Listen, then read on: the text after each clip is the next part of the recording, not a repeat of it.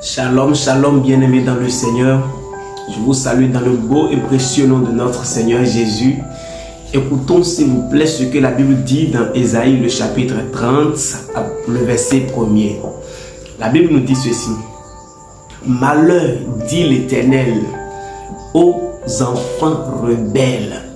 Malheur, dit l'Éternel, aux enfants rebelles, qui prennent des résolutions sans moi et qui font des alliances sans ma volonté pour accumuler péché sur péché. Bien-aimés frères et sœurs, qui veut être sous la malédiction de Dieu? En tout cas, moi je ne veux pas. Est-ce que tu veux être sous la malédiction de Dieu? Est-ce que tu veux être malheureux? Est-ce que tu veux être cette personne qui va vivre sous la colère de Dieu? Je ne crois pas que quelqu'un pourra me répondre oui, que non, lui, il désire vivre sous la malédiction ou sous la colère de Dieu. Non, une personne normale ne peut pas vouloir ça. Mais la Bible dit que malheur, dit l'Éternel, aux enfants rebelles. Tu es rebelle lorsque tu fais des alliances sans la volonté de Dieu. Tu es un enfant rebelle lorsque tu prends des résolutions. Tu prends des résolutions sans Dieu. Plusieurs enfants de Dieu se lancent dans des choses, se lancent dans des affaires, se lancent dans des relations, se lancent dans des liens d'amitié. Plusieurs personnes, plusieurs enfants de Dieu vont faire des alliances sans consulter Dieu.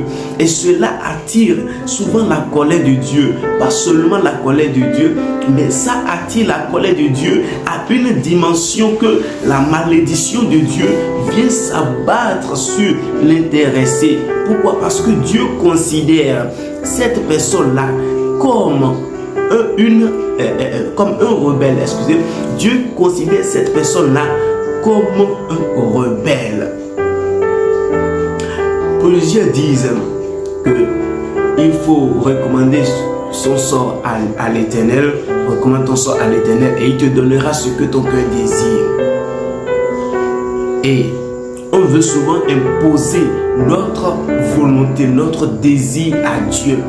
On veut imposer notre désir, notre volonté à Dieu sans d'abord chercher à recommander notre sort à Dieu. Parce que quoi? Recommander son sort à Dieu consiste d'abord à consulter Dieu, consiste à chercher la volonté de Dieu en toutes choses. Mon frère, toi qui n'as pas Jésus, qui vit dans le monde, qui vit comme tu veux, tu prends tes décisions comme tu veux, tu n'as pas besoin de consulter Dieu, de consulter un prêtre, de consulter un pasteur avant de faire quoi que ce soit. Tu es considéré comme un fils rebelle. Excuse-moi si je le dis comme ça, mais c'est la Bible qui le dit. Toute personne qui ne consulte pas Dieu d'abord avant de faire quelque chose, cette personne est rebelle. C'est pourquoi souvent les féticheurs veulent, en voulant tromper des gens, leur disent que nous-mêmes, avant de faire quoi que ce soit, on consulte Dieu. Mais est-ce que c'est Jésus-Christ de Nazareth qu'il consulte? Point d'interrogation. Il faut avoir Jésus dans ta vie.